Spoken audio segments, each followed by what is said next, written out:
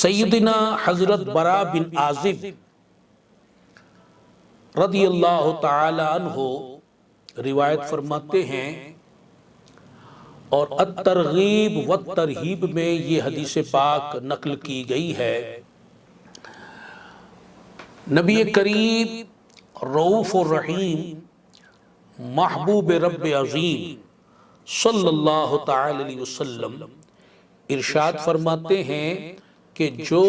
مجھ پر درود پاک بھیجتا ہے کتب اللہ لہ عشر حسنات، اللہ تعالی اس کے لیے 10 نیکیاں لکھتا ہے